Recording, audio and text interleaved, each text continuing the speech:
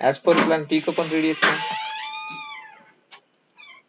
हा त्यांना मी विचारून घेतो. 10,000 मिनिमम बॅलन्स ठेवणे अकाउंटला, आणि हे 25 दिवस आपल्याला म्हणजे 5 आठवडे इथून पुढचे आपल्याला ते फॉलो करायचे. Okay madam. Okay Swapnil sir, मॅडमचा होकार नाही आला आणखी. मॅडम कुठे आहेत? हा होकार आहे ना? हा ओके. मग आपण काय करू, मंडे नेक्स्ट मंडे पासून बघू, ट्राय करू. मी आता तरी मला सकाळी रिप्लाय करत जा गुड मॉर्निंग म्हणल्यानंतर. हं? हा आता इथून पुढे तुमची ड्युटी सुरू झाली, मंडे पासून तुमची ड्युटी सुरू आहे असं तुम्ही गृहीत धरा. हं? सकाळचा टाइम आपण 9:15 पासून लाईव्ह यायचंय थोडं. हं? त्याच्यानुसार फक्त आपण काय करणार आहे प्लॅनिंग, मी तुम्हाला सगळं सांगतो, हे असं आहे तसं आहे, आपण तुम्हाला हे बघायचंय ते बघायचंय. हा आपण काय काय डिस्कस करणार. हा मला तुम्ही दोघांनी प्लॅन हे नाही सांगितलं तुमचं, मॅडमनी टाकलाय ऑलरेडी. हा तुम्हाला कशा. हा हा ओके लॉंग ऑप्शन पण करायचे. Okay very good. Swapnil sir. हा खूप छान. ठीक आहे चालतंय. तेवढंच तेवढंच ठेवायचे, त्याच्यापेक्षा वर जाऊ जाऊ पण नाही द्यायचं. ओके स्वप्नील सर तुमचं काय म्हणणं आहे? नाही ऑप्शन ग्रुपला जॉईन झाले ते ठीक आहे, पण तुम्हाला करायचंय काय ते विचारतोय. हा ऑप्शन ट्रेडिंग करायचे. हा बाकी होल्डिंग वगैरे नाही. हा ठीक आहे चालेल, काही हरकत नाही. फक्त मी काय म्हणतोय, स्वप्नील सर, स्वप्नील सर, हा फक्त एक करा, गडबड करू नका. हं? कमीत कमी 1 महिना 2 महिने 3 महिने वॉच करा सोबत सोबत. हं? मार्केटमध्ये. हा कारण कसं आहे माहितीये का, हे काय म्हणतात भूतासारखं घाबरवतो मार्केट. आणि हा तुम्ही आलेत ना ग्रुप मध्ये. हा तुम्ही ग्रुप मध्ये आलात ना आता इथून.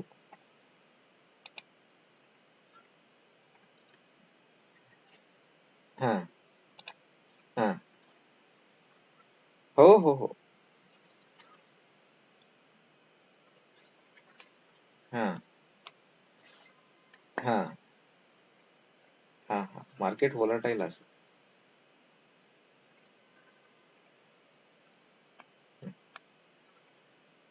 हा हा आपल्याला कसं असतं माहितीये का, तुम्हाला सांगतो.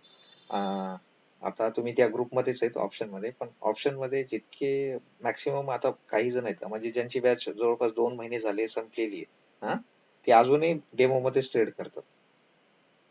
आता डेमो मध्ये तुम्हाला सांगतो, कोणी 4,000 काढणार, कोणी 10,000 काढणार, 12,000 काढणार.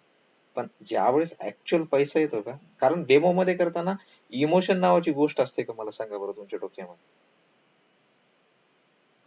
एक 1% सुद्धा इमोशन नसतो. म्हणून तिथं काय होतं माहितीये का, प्युअर म्हणजे प्युअर आपण ट्रेड प्लॅन प्लॅन करतो, ट्रेड घेतो, सगळं हे करतो. तिथं भीतीच नसते ना कसली. पण ज्यावेळेस पैसा येतो का, म्हणजे ऍक्च्युअल मध्ये मार्केटमध्ये आपला स्वतःचा, त्यावेळेस माणसाच्या मनामध्ये सगळंच येतं. मग फिअर येतं, ग्रीड येतं. 500चा किंवा 1,000चा प्रॉफिट दिसू लागलं की माणसाला वाटतं, अरे 500चा 1,000 झाले, आता 1,000चा 2,000 होईल, असं असतं. हा हा तसं असतं. आणि लॉस मध्ये पण सेम कंडिशन असते. उलट थोडस उलट. 500चा लॉस असला ना, थोडासा वर आला 400 200 पर्यंत आला की एक्झिट करतो. ऍक्च्युअल तो 400 200 पर्यंत येतो.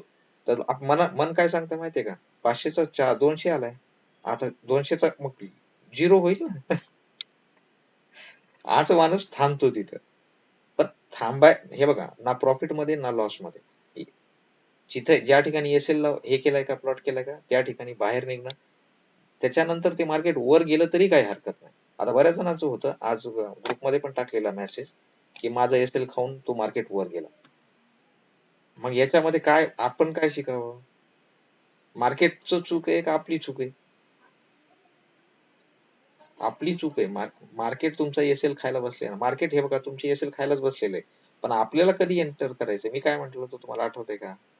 एसएल हंटिंग ज्यावेळेस होते का त्याच्यानंतर, हा त्याच्यानंतर एंट्री केलेली चांगली. हा तुम्ही बघा ना, एक मार्केटमध्ये एसएल हंटिंग कुठं होते? आता जर तुम्ही म्हणाल आजच्या डेट मध्ये एसएल हंटिंग कुठं झाली? पहिल्याच कॅन्डल मध्ये झाली की सुरुवातच.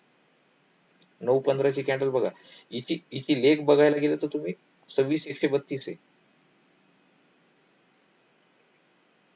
पहिल्याच कॅन्डल मध्ये एसएल हंटिंग केली त्याने. काल मार्केट एवढं बुलिश होतं. ही काय मग हा काय प्रकार आहे? दीड नंतर काय असं काय आलं होतं मार्केटमध्ये?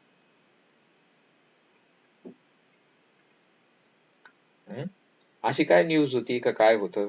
मार्केट विनाकारण वर गेलं ना. जवळपास नाही म्हटलं तर किती 70 पॉईंट वर जाऊन क्लोजिंग दिली. म्हणजे प्रत्येकाच्या मनात काय केलं की त्याने मार्केट आता रिव्हर्सल होते. इवन दो या ठिकाणी मी सुद्धा हा एक कॉल घेतलेला होल्डिंग साठी म्हणून. खूप छोटा कॉल होता. होल्डिंग साठी क्वांटिटी घेतलेली होती आणि ती शेवटी मग इथं हे असं आलं म्हणून एक्झिट करून टाकले ते. कारण का एक दिवस आहे पूर्ण. एका दिवसामध्ये काय होईल काही सांगता येत नाही. आपण आपल्या कशानुसार चालायचंय? स्ट्रॅटर्जीनुसार. आज परत हा प्लॅनिंग नुसार. काल तो 120 वाला 120 ला बाईंग होती, 98 ला एक्झिट केला. आज त्याच कॉल मध्ये जवळपास नाही म्हटलं तर आय थिंक माझ्या मते 130 का 132 ला एंट्री घेतलेली होती. ते पण इथंच याच कॅन्डल मध्ये. किती गेला असेल? हे बघा 84,800 चा कॉल होता. पुट होता कॉल नाही. क्लोजिंग दाखवतोय म्हणजे एवढं काही प्रॉफिट काढलेलं नाही मी एवढे म्हणजे जितकं ते दिसतं तेवढं. हे बघा काल 120 चा कितीला एक्झिट केला म्हणून सांगितलं मी तुम्हाला? हा 98 ला. आणि हे बघा हे इथं हा क्लोजिंग किती आहे त्याची?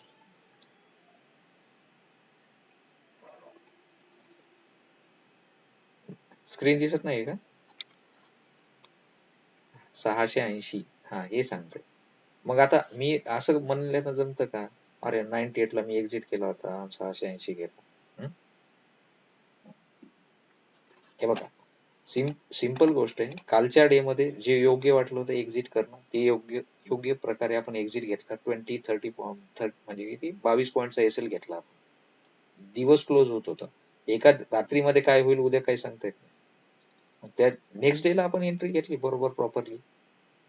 रिग्रेट नाही मानून घ्यायचं. तुमच्या सेटअप मध्ये एंट्री आहे का? इथे तुमच्या सेटअप मध्ये पुट साईड कुठं दिसतंय का? या इथून इतकं या लेवल मध्ये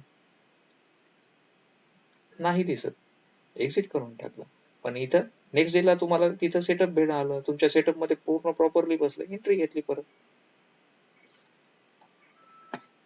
रिग्रेट कधी मानून घ्यायचा म्हणजे पश्चातापाची वेळ आपल्या मनाला कधीही येऊ द्यायची नाही. कधीच एंट्री मिस होत नाही. जे फोमो म्हणतो ना आपण, फोमो असा कधीही येत नाही डोक्यामध्ये. एक वेळ गेला ना तुमची एंट्री, हे बघा इथं 46 ला गेला. आपल्याला कशाशी मतलब आहे? 42 ला एंट्री घेऊन 242 ला काढण्यात काही अर्थ नाही. तुम्हाला सांगतो. आपल्याला काय करायचंय? हे बघा आपण समजा एखादा ऑप्शन बद्दलच बोलतोय. आता समजा हा कॉल कुठला तरी समथिंग एक कॉल आहे. आपण घेतलाय समजा 200 ला. आपण 200 फिगर पकडू. 200 ला घेतला आणि समजा 300 ला काढला. हे जे प्राइस आहे का 200 हे 300 हे काहीही मॅटर करत नाही. काहीच मॅटर करत नाही. आपल्याला काय मॅटर करतं? या दोघांमधला डिफरन्स. तो किती आहे? किती? 100 पॉइंटचा. मग हा हा कदाचित 200 वाला जो कॉल आहे का तो तुम्ही सकाळी 20 ला असेल. मग आपण असं म्हणायचं का अरे मी सकाळी घेतला असता तर 280 पॉईंट मिळाले असते. अरे 20 ला तुम्ही घेणार ही खरी गोष्ट आहे. पण तिथं कन्फर्मेशन काहीतरी असायला पाहिजे ना.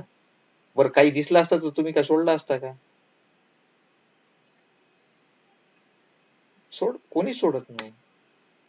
तसं त्याच्यामुळे कसं आहे माहिती का? मी हे कशामुळे सांगतोय? माणसाच्या मनात रिग्रेट येतं म्हणजे पश्चाताप येतो. अरे यार मी घ्यायला पाहिजे होतं. दुसरी गोष्ट माझा एसएल हिट करून वर गेलं. मनात काय भावना आली? निगेटिव्ह. हा हा नाही हा म्हणजे निगेटिव्ह भावना आली ना सरळ सरळ. मग अशा वेळेला काय करतो माणूस की नेक्स्ट टाइम काय करतो, अर्ली एंट्री घेतो लवकर. हम्म? आणि एस एल काय करतो, तुम्ही जसं म्हटलं तसं एस एल या ठिकाणचा या ठिकाणी करून घेतो. हा या हा एस एल हिट झाला हे ठीक आहे, इथं छोटा लॉस झाला, पण आता किती होणार आहे, मोठा लॉस होईल ना. हा आणि हा एकदा का माणसाच्या डोक्यामध्ये निगेटिव्ह भावना शिरली, तुमचा दुसरा जो निर्णय आहे ना, तो 99% चुकीचा निर्णय असतो. त्याच्यामुळे कधीही लक्षात ठेवा, गेला नाही असेल काही हरकत नाही, नेक्स्ट टाइम बघू, आज नाही उद्या बघू, काय फरक पडतो, मार्केट कुठं जाणार आहे, जातं का मार्केट कुठं. हा समजा सकाळच्या लोकांनी ही एवढी मोठी रॅली मिस केली, हा एवढी मोठी रॅली, अरे बापरे इथून किती होता, 77 होता, 300 ला गेला, रॅली मिस केली, काय फरक पडतो, गेली तर गेली. आता बघा, हे प्युअर ऑप्शन ट्रेडिंग आहे. पहिली कॅन्डल गेली, हाय गेला, ठीक आहे, चला काही हरकत नाही. आता मला तुम्हाला सांगा, इथं काय दिसतंय तुम्हाला, मार्केट कन्सोलिडेशन साइडवेज आहे. आपण काय म्हणतो माहितीये का, मार्केटनं इथून ईएमए ला गेल्यानंतर तो कुठे यायला पाहिजे, ईएमए वर यायला पाहिजे. हा नाही, ईएमए वर टेस्ट करण्यासाठी इथं ईएमए वर आला, शार्प आहे बघा, तुम्हाला सांगतो किती असेल हे, 200च्या खाली आला, 200 पासून त्यानं परत एक छोटीशी रॅली दिली 50-60 पॉईंट, बरोबर. सेम कन्फर्मेशन आहे, काही नाही, हे बघा इथं वर जाऊन बुलिश कॅन्डल क्लोज केली आणि सेकंड कॅन्डल त्याला फॉलोअप कॅन्डल दिला, त्यानं 50-60 पॉईंट दिले इथं. पण नेक्स्ट कॅन्डल इथं लगेच काय झाली, रेड झाली, तरी माणूस मानत नाही. आपण आपले ज्यावेळेस ही एवढी मोठी रेड कॅन्डल निघाली, सरळ बाहेर ट्रेड मधून. कारण हे बघा, जर आपला ट्रेड जर ओके ना, तर ह्या प्रकारच्याच कॅन्डल लागतात, या अशा टावर लागतो, कधीही बघा कुठंही बघा, हे बघा हे असा टावरच लागणार, जर आपलं कॅन्डल कन्फर्मेशन बरोबर आहे तर. हे अशा छोट्या कॅन्डल कधीच लागत नाही. आणि आपल्याला सगळ्यात बेस्ट ट्रेड कधी मिळतो माहितीये का, हा गॅप छोटा होता आणि आता वाढत चाललाय, हाच सगळ्यात बेस्ट ट्रेड असतो. हे बघा इथं झालं, आणि या ठिकाणी सुद्धा बघितलं आपण, तर इथं जर कन्फर्मेशन घेऊ लागलो, तुमचा खाली आर एस आय चा मुव्हिंग अवरेज कुठे बघा बरं, इथे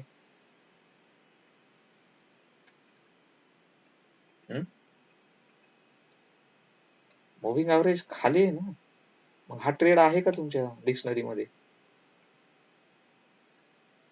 ट्रेडच नाही तो. मग हा 50-60 पॉईंट खूप रिस्क घेऊन जरी केला तरी तो म्हणजे काय म्हणतात, तो निगेटिव्ह ट्रेड आहे तुमच्यासाठी, प्लॅन मधला नाहीच आहे. सेकंड थिंग काय काय, हा व्हॉल्यूमचा पण सपोर्ट नाहीये, व्हेरी गुड, खूप छान. आता त्याच्यानंतर काय करायचंय आपल्याला, एक तर कन्फर्मेशन होतं ईएमएचं, बरं ईएमएचा क्रॉस ओव्हर पण झाला, ट्रेड निगेटिव्ह गेला. सगळ्यात पहिली गोष्ट बघायची, जर समजा तुम्हाला पुट साईडला जायचंय तर हा जोपर्यंत वर येणार नाही का तोपर्यंत पुट वर जाणार आहे का, जोपर्यंत आर एस आय तुमच्या मुव्हिंग अवरेजच्या वर जाणार नाही तोपर्यंत पुट साईडला रॅली येणार आहे का, अजिबात नाही. मग कशाची वेट करायची आहे तुम्हाला, हा क्रॉस ओव्हर होऊ देणे, हा क्रॉस ओव्हर झाला, कोणत्या कॅन्डलला झाला, या वाल्या कॅन्डलला, आणि ही एक्झॅक्ट कॅन्डल तीच आहे का बघा बरं, जी आपल्याला कन्फर्मेशन साठी पाहिजे. रेड हे बघा इथं रेड वर होता, खाली ग्रीन होता, कॅन्डल न वर जाऊन क्लोजिंग दिली, आता काय बघायचंय तुम्हाला, फक्त एवढं, सेकंड कॅन्डल बुलिश पाहिजे. हे बघा या ठिकाणी परत 200च्या खालीच तुम्हाला एंट्री भेटली, सेटअप एकदम ओके, खाली तुमचा आर एस आय चा पण म्हणजे तुम्हाला सिग्नल दिले मुव्हिंग अवरेज क्रॉस करायला, 200 पासून डायरेक्ट तो 350,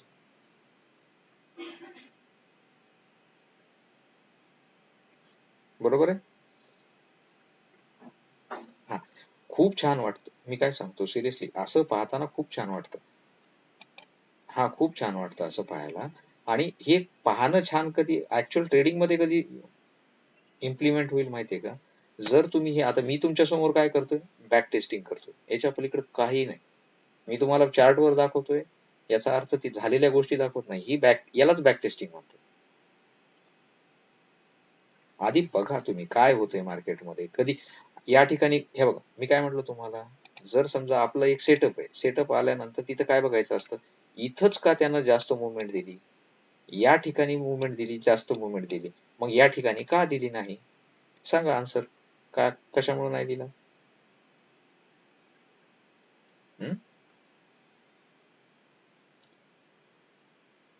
ईएम मध्ये गॅप नव्हता तो. मी काय म्हणालो, या ठिकाणी खूप मोठी रॅली दिली, या ठिकाणी शेवटी सुद्धा खूप मोठी रॅली दिली, मग या ठिकाणी रॅली का दिली नाही? काय कारण आहे त्याच्या पाठीमागचं? कारण सेटअप तर तिन्ही ठिकाणी सेम बनते ना.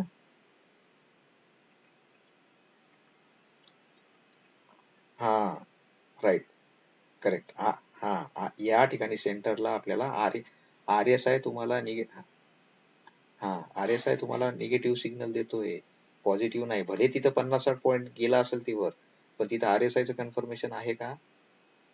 नाही. हा, सो कधी लक्षात ठेवायचं, ज्यावेळेस हा मूव्ह करतोय वरच्या बाजूला, पहिल्यांदा काय बघायचंय आपण, price sorry R S I हा तुमच्या मुव्हिंग ॲव्हरेजच्या वर आहे का? जर आहे तरच तुमचा ट्रेड बनतो. पहिलं जर कन्फर्मेशन घ्यायचं तर R S I. R S I सगळ्यात महत्वाचं. तुम्हाला माहिती आहे आर एस आय ट्रेड कधी कधी ट्रेड होण्याच्या आधी सुद्धा आपल्याला कन्फर्मेशन देतो. बरोबर आहे का नाही? डायव्हर्जन्स. हा, त्याच्यामुळे पहिल्यांदा प्रायोरिटी द्यायची आर एस आय ला. आर एस आय चा जर समजा मुव्हिंग ॲव्हरेजच्या वर आहे तरच आपण बाय साईड प्लॅन करणार. त्याच्यानंतर ईएमए बघा, बाकीची कॅन्डलस्टिक पॅटर्न आहे ते बघा, सपोर्ट रेजिस्टन्स आहे ते, हा सपोर्ट रेजिस्टन्स महत्वाचा, ते पण बघायचं आपल्याला. आणि प्युअरली सगळ्यात जर काही तुम्हाला करायचं असेल ना, तर लेवल मार्क करण्यामध्ये एक्सपर्ट व्हा. हम्म? काय काय? हा, लेवल परफेक्ट आल्या. हे बघा परफेक्ट. हा, इथे कसं आहे माहितीये का, आपण पहिल्यांदा कुठं केली होती लेवल, तुम्हाला आठवत असेल तर ही लेवल अशी वरच्या बाजूला होती, इथे, इथं या ठिकाणी. बरोबर, या ठिकाणी त्याने काय केलं, इथं लिक्विडिटी स्वीप केला, म्हणून आपण या लेवलला कुठं आणलं, परत खाली आणलं. परत दुसऱ्या दिवशी सेम लिक्विडिटी स्वीप करून मार्केट वर गेलं, म्हणून पुन्हा आपण या लेवलला खाली आणलं हळूहळू. असं जे मग काल आपण एक पॉइंट पाहिला होता, काय होतं, आपल्याला कंटिन्युअस मॉनिटर करावं लागतं आणि त्याच्यानुसार आपल्याला ऍडजस्टमेंट पण करावे लागतात आपल्या स्ट्रॅटर्जी मध्ये किंवा आपल्या लेवल्स मध्ये. बरोबर, कुठं होईल. हा, तर ते पॉइंट हा असा की छोट्या छोट्या गोष्टी आहेत, डेली मार्केट नुसार तुम्हाला ऍडजस्ट करावं लागतं. ती परफेक्ट आहे, कुठलीच लेवल परफेक्ट नसते, कुठलीच इनपरफेक्ट नसते. लाईव्ह मध्ये म्हणजे सध्या मार्केटमध्ये काय विकायलंय, काय विकतंय, कशाचा ट्रेंड चालू आहे, ते सगळ्यात महत्वाचं. आपण आपलं विकायला जाऊन बसायचं नाही, तसं पॉसिबल आहे का? सगळं मार्केट मागते हा थंडीचे कपडे आणि आपण बसलो तिथं उन्हाळ्याचे काय पावसाळ्याचे छत्रे घेऊन, उपयोग आहे का काही? नाही. आपण आपली चालवायची नाही, मार्केटला बघायचं, मार्केटमध्ये काय चालू आहे सध्या, त्याच्यानुसार आपण स्वतःला ऍडजस्टमेंट करून घ्यायचं.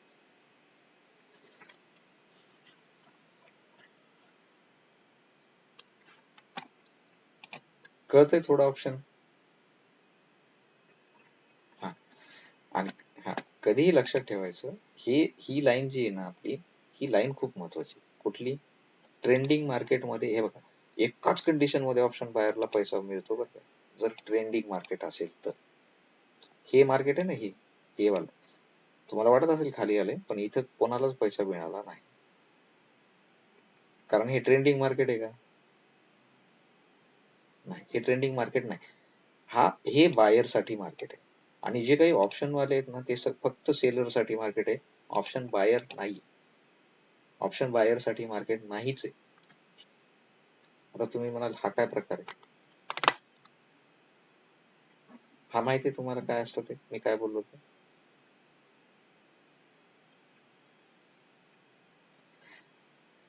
हा, काय काय? हा, पण मी काय म्हणजे त्याचा अर्थ काय, ऑप्शन हा जो प्रकार आहे का, तो बायरच्या फेवर मध्ये खूप रेअरली, महिन्यातून एक वेळेस, दोन वेळेस, तीन वेळेस असतो, बाकी तो सगळा सेलरच्या फेवर मध्ये असतो. म्हणजे काय?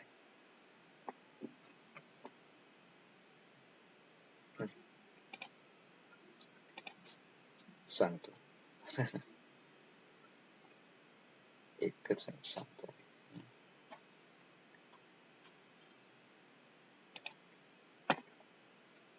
85-84,500 चा पुट आहे आणि पण 84,500चा सेम दोन्ही एकाच लेवलचे कॉल आणि पुट आहे, बरोबर. हा का ना. हा, आता एक गोष्ट लक्षात ठेवायची इथं, आपण म्हटलं की हा सेन्सेक्स आहे, 84,500चा पुट आहे.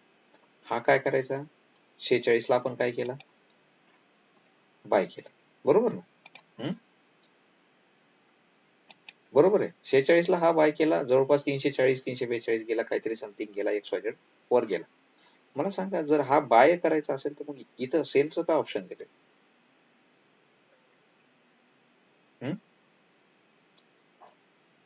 नॉर्मल, हे बघा, हा तेच सांगतोय. हे बघ, कशामुळे मी तुम्हाला इतके दिवस सांगितलं नाही, कारण कन्फ्युजन होतं माणसाला. हा पर्टिक्युलर एक स्टॉक आहे श्रीराम फायनान्सचा, बरोबर. श्रीराम फायनान्सचा हा स्टॉक आहे आणि आपल्याला समजा माहिती आहे की इथं हा अप ट्रेंड मध्ये जाणार आहे, तर आपण काय करतो इथं या ठिकाणी बाय करतो. म्हणजे पूर्ण प्रोसेस सांगा. आधी काय करणार, कमी लेवल, छोट्या लेवलला किंवा लो प्राइस वर काय करणार, बाय. हा हा हा, बरोबर. बाय केला, लो प्राइस वर बाय करणे आणि हाय प्राइस वर जाऊन काय करणे, सेल करणे, एक्झिट करणे. मग प्रॉफिट आपण काय केलं, बुक केलं. मग जर समजा आपल्याला कळालं की या ठिकाणी आता डाऊन ट्रेंड जाणार आहे, तर मग आपण काय करतो, हाय प्राइसला काय करतो, सेल करतो. आणि ज्यावेळेस प्राइस लो झाली त्यावेळेस खाली जाऊन काय करतो, मग बाय करतो. मग हा जो काही डिफरन्स आहे ते प्रॉफिट म्हणून घेतो, बरोबर आहे. जर मग स्टॉकला बाय करता येतं तसं सेल पण करता येतं, तर मग ऑप्शनला बाय आणि सेल का करता येत नाही, ऑप्शनला पण सेल करता येतं ना. हे कॉल आहे, आता हे विसरून जा. हे पुट आहे, हे पण विसरून जा. दोन काय आहेत आपल्यासाठी, स्टॉक आहे. हा कशाचा स्टॉक आहे, तर हा समजा रिलायन्स आहे आणि हा टाटा मोटर्स आहे. तुम्हाला काय वाटतं, हा टाटा मोटर वर जातोय का खाली येतोय, इथे या ठिकाणी हा वाला खाली येतोय. मग याला सेल करू बरं, याला सेल करू शकतो का नाही आपण, 400, हे बघा कितीला होता तो, 406 ला होता, बरोबर. सकाळी आपल्याला डाऊन ट्रेंड दिसला, आपण सेल करू शकतो. मग इथं काय केलं, आपण सेल केला आणि त्याच्यानंतर ज्यावेळेस आपल्याला वाटलं की हा ठीक आहे, तो पूर्ण डाऊन आला, 406 वरून कितीला आला, कितीला आला,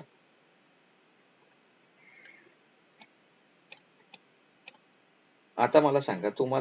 तुम्हाला इथं खूप मोठी गोष्ट वाटते, हा, कुठं, इथं 40चा 200 340 ला गेला, म्हणजे इथं 300 पॉईंट मिळाले.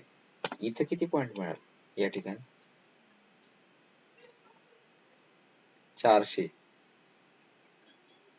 हा, सेल केला. इथं काय केलं, इथं बाय नाही केला आपण, इथं काय केलं आपण, इथे सेल केला होता. ऑप्शन हे सेल पण करतात, सेम ऍज इट इज, जसा बाय करतो का तसा सेल करतात. फक्त फरक एवढा आहे, सेल करताना मार्जिन खूप जास्त लागतं, बाय करणं एवढं सोपं नाहीये. समजा आपण कितीला इथं 20 रुपयाचा ऑप्शन सेल करतोय, तर खाली बघा मार्जिन किती दाखवते या ठिकाणी, 2,33,000 रुपये. हा, 2,33,000 रुपये. आणि जर बाय करायचं म्हटलं तर फक्त 400 रुपये लागतात 20चं ऑप्शन बाय करायला.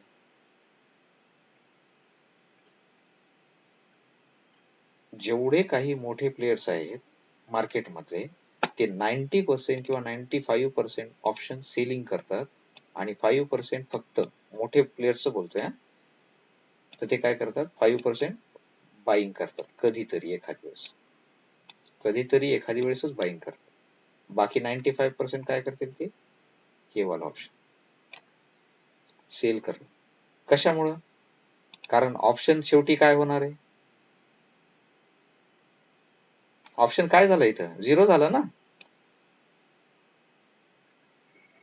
ऑप्शन झिरो होणार आहे, शेवटी झिरोच होणार आहे तो. पण कसा झिरो होणार आहे, त्या ट्रेंड मध्ये गेल्यानंतर डाऊन गेल्यानंतर मार्केट आता इथं कॉल आहे म्हणून मार्केट जर डाऊन गेलं तर झिरो होणार आहे. मग ते काय करतात लॉंग खूप अशा साऱ्या पोझिशन्स घेऊन ठेवतात कशामध्ये कॉल साईडला सेलच्या बायच्या घेतात का नाही.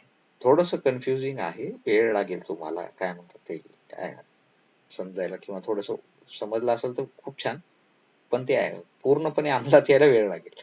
आपण बायरच आहेत आपण बायच करणार आहेत सेल करणार नाहीये पण आपल्याला काय करायचंय सेलर कोणत्या याच्यामध्ये बसलाय आता आपल्याला माहिती आहे की जर समजा आपल्याला कळालं की अरे या सेलरनी फलाण्या सेलरनी 84,500चा कॉल सेल केलेला आहे मग काय कळतं आपल्याला 84,500च्या कॉलची प्राइस काय होणार आहे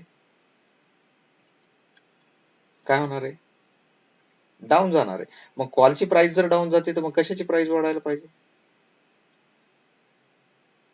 पुढची बस इतकं सोपं आहे बरोबर आहे का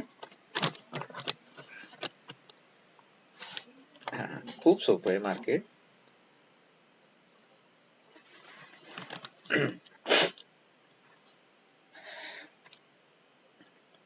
मग आज चर्चाच फक्त हं? सांगा बोला मॅडम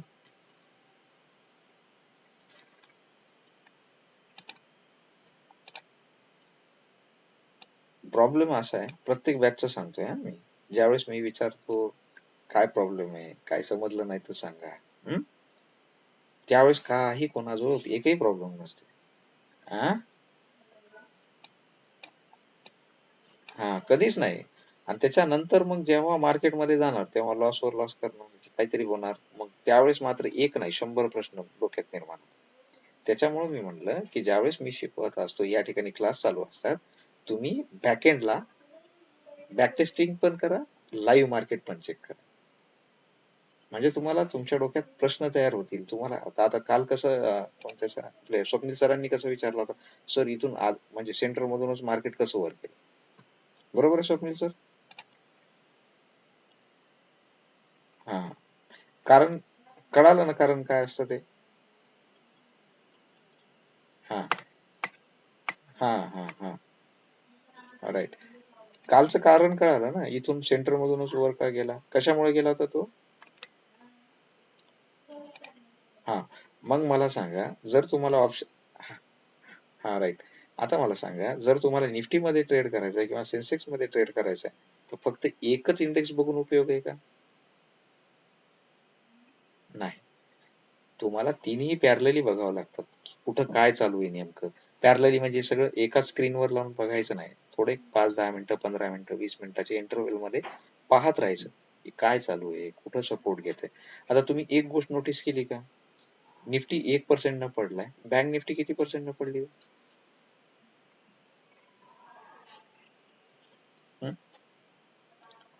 बँक निफ्टी पडली का निफ्टी एवढी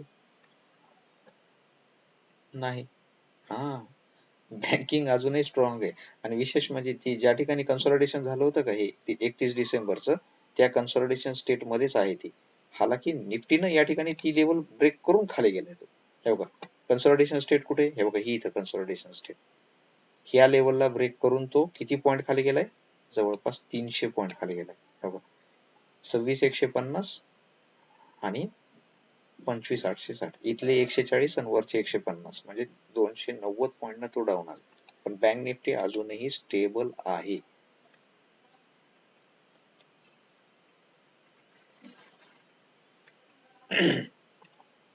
सगळ्याच गोष्टी हे कराव्या लागतात प्लस मी तुम्हाला या पाठीमागे आय थिंक ही लिंक पण सेंड केली होती इक्विटीज हे काय आठवण तरी आहे का याची हम्म? कोणता डेटा कॅश फ्युचर ऑप्शन कोणता डेटा आहे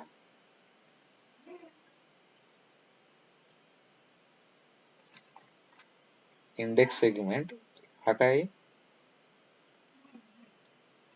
फ्युचर निफ्टीच्या फ्युचर मध्ये आज काय झालं सांगा बरं आता मी नाही सांगत आता वेबसाईट ओपन केली सांगा तुम्ही काय काय केलं एफ आय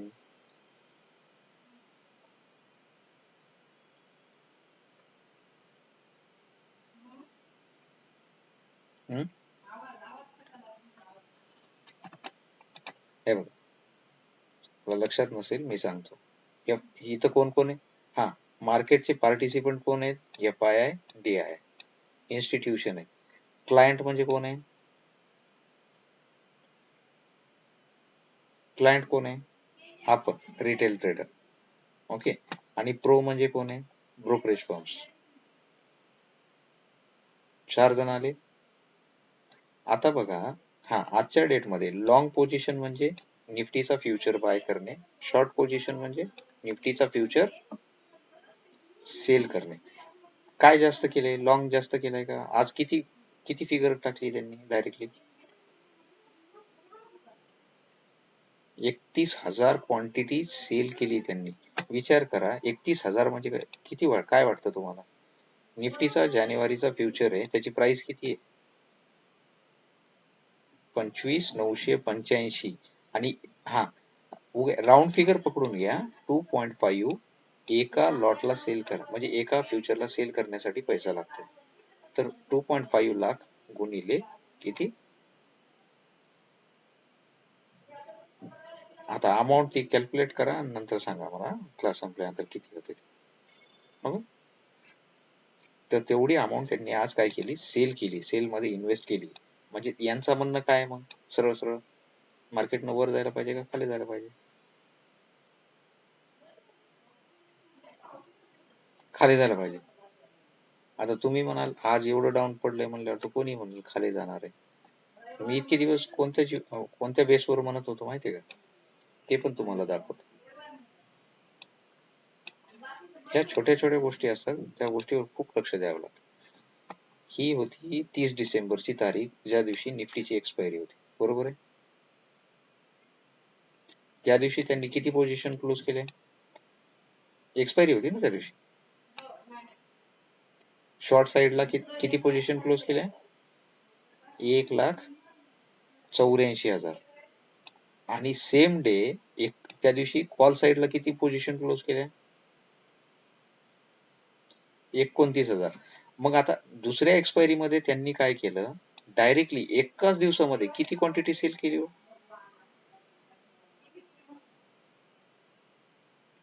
1,61,000. हा रेकॉर्ड ब्रेक एका दिवसामधला सांगतोय मी. रेकॉर्ड ब्रेक अमाऊंट असल्यासारखी ती. आणि बाय किती केलेत फक्त? 15,700. म्हणजे 10 पट क्वांटिटी सेल साईडला आहे का? मग एवढं मोठं कन्फर्मेशन आहे 31 तारखेला. आता बघा तुम्ही, 31 तारखेला मार्केट कुठं होतं? आपल्याला बघायची निफ्टी. आणि हा तुमचा 1 आवर चार्ट करू आणि 31 तारीख बघा कुठे गेला. हा, हे 31 तारीख. या ठिकाणी कन्सॉलिडेशन झालं होतं. हे इथं मार्केट वर आलं होतं सरप्राइझिंग. आणि मी नवल करत होतो की या क्वांटिटी 31 तारखेला एवढी क्वांटिटी सेल झाली आहे, या कन्सॉलिडेशन मध्ये पण होईना, मार्केट वर जातेच कसं? पण शेवटी त्यांनी काय केलं? आणलं का त्या कन्सॉलिडेशन ज्या दिवशी त्यांनी बाय म्हणजे सेल केला होता त्या लेवलच्या खाली? आणि हेच कारण होतं, मी तुम्हाला लास्ट टाइम सांगत होतो, काही जरी झालं तरी ही लेवल काय होणार? ब्रेक होणार. हा, कशामुळे? हे स्वतःला लॉस मध्ये घेऊन जातील का? जाऊ देतील का? बरं, थोडी थोडकी क्वांटिटी असेल तर ठीक आहे. 1,61,000.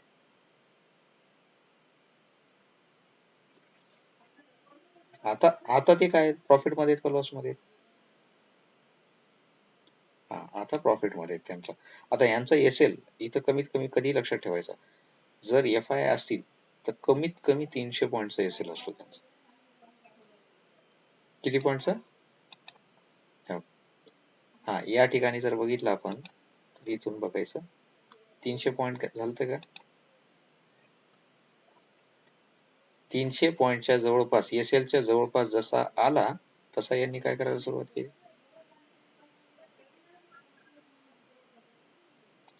बरोबर आहे का?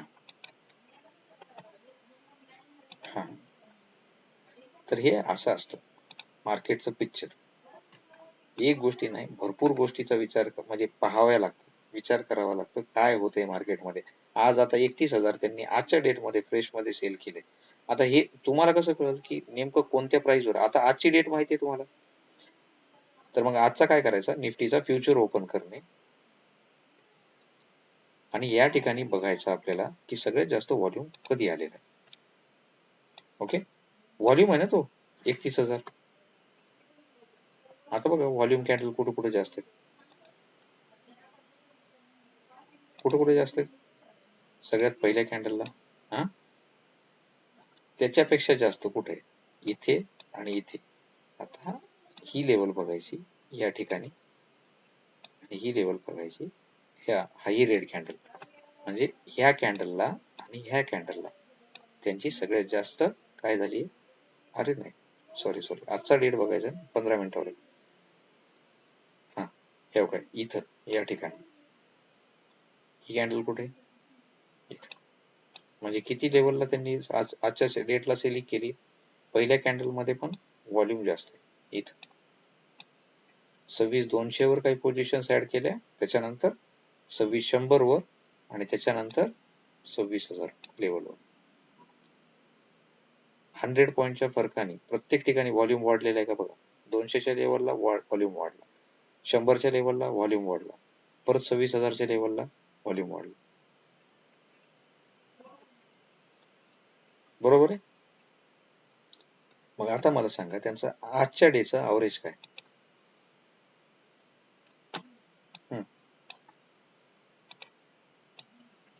26,000 किती, हा किती, हा 26,150. पण हे काय शेवटी अंदाजे 26,150 प्लस किती 300 पॉईंट, मग किती झाला 26,450. हा कोणाचा एसएल आहे आता, हा कोणाचा एसएल आहे, एफ आय. हा एफ आय. असं. तर हे असं पूर्ण कॅल्क्युलेशन डोक्यात ठेवावं लागतं थोडं थोडं. बाकी ट्रेंडिंग मार्केटमध्ये ट्रेड करणे, भलेच मग ते स्टॉक असो, ऑप्शन असो, काहीही असो, साईडवेज मार्केटमध्ये कधी चुकूनही हात लावायचा नाही. ओळखायचं कसं, 4 पॉईंट आहेत आपले. 4 पॉईंट म्हणजे कोणते, जर अप ट्रेंड मध्ये असेल मार्केट, आपल्याला किती पॉईंट चेक करावे लागतात, असे फर्स्ट, सेकंड, थर्ड आणि फोर्थ.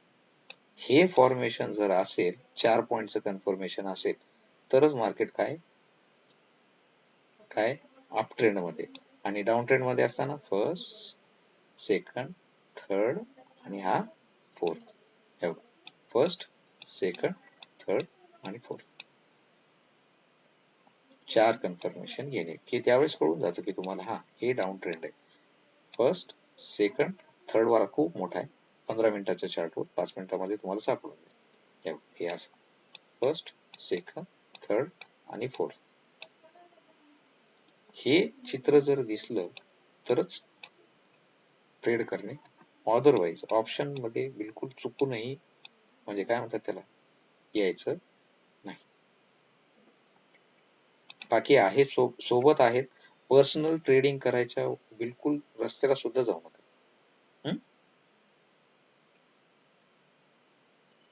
कारण कॉन्फिडन्स आणायचा आहे आपल्याला, हे लक्षात ठेवा. मी आणि हा 1% सुद्धा असा विचार करू नका की मी तुम्हाला घाबरवतोय. फक्त मी तुम्हाला सावध याच्यासाठी करतोय की तुमचा कॉन्फिडन्स राहावा शिल्लक. सोबत राहू, सगळेजण करू, व्यवस्थित ट्रेड पण करायचे. ऑप्शन मध्ये करू आपण, कॅश मध्ये करू, सगळ्या सेक्शन मध्ये आपण ट्रेड करू, पण सोबत काही दिवस.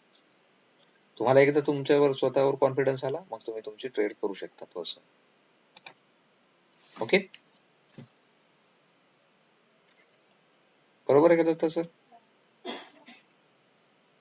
हा, आणि फ्रँकली सांगतोय, चुका माझ्या होत नाहीत असं काहीही नाही. हा, कारण मार्केट सगळ्याच्या वर आहे, माझ्या नाही. म्हणजे काय म्हणतात त्याला, हे आपण आता ज्यांची एफ आय ची गोष्ट केली का, त्यांच्यापेक्षा मोठं मार्केट. त्यांचे एसएल हिट होतात तर आपण म्हणजे काय म्हणतात ते तिनके के बराबर आहे. एसएल पण हिट होतील असं नाही, पण आपण फक्त कशावर फोकस करायचंय, एका ट्रेडवर करायचंच नाहीये आपल्याला. मंथली ॲव्हरेज काढणे किंवा वीकली ॲव्हरेज 10 ट्रेडचं ॲव्हरेज काढायचंय, त्याच्यामध्ये आपण ग्रीन राहिलो पाहिजे. ओके. हा, उद्या ट्रायल करायचं का?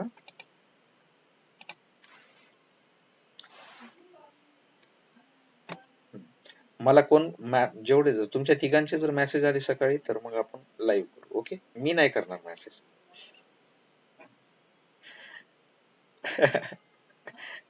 काय काय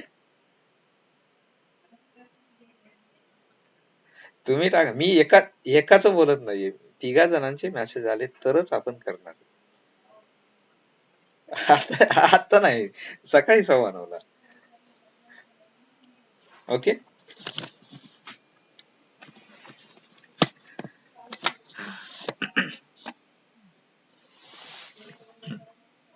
हो, म्हणूनच म्हणतोय मी, आपल्याला एक दिवस, हो हो, एक दिवस काय म्हणतोय, एक दिवस नाही आपल्याला आपण 25 दिवसाचा प्लॅन केलेला आहे. हा जो काही आपण हे केलाय ना, तो रोड मॅप आपला 25 दिवसाचा आहे.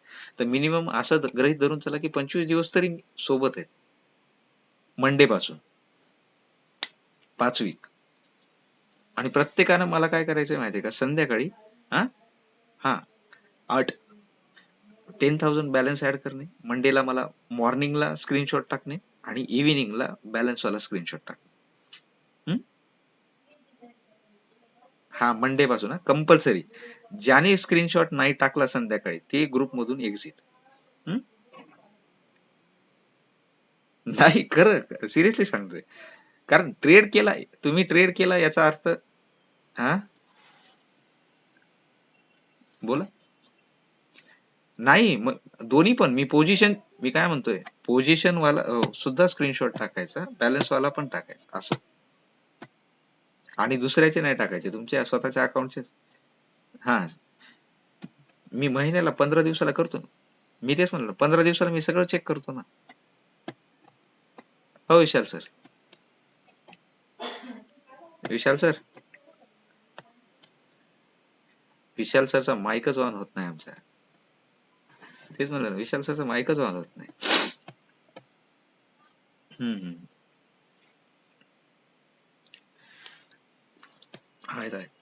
बरं, मी काय म्हणतो, उद्या बघू आपण, ट्राय करू ऑनलाईन येण्याचं. बाकी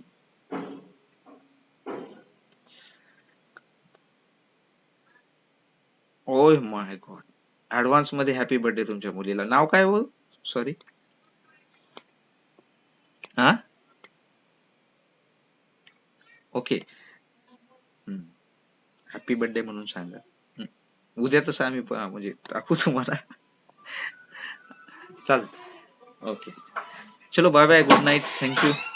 हा हा, चालेल, काय काय काय प्रॉब्लेम नाही. हो का, चल बाय. बोला सर. हॅलो, बोला. आलोय म्हणलं पुलावर. उडी मार मग. उडी मारू. आता तुम्हाला पुलावर आलो. अरे अरे, सॉरी सॉरी सॉरी सॉरी.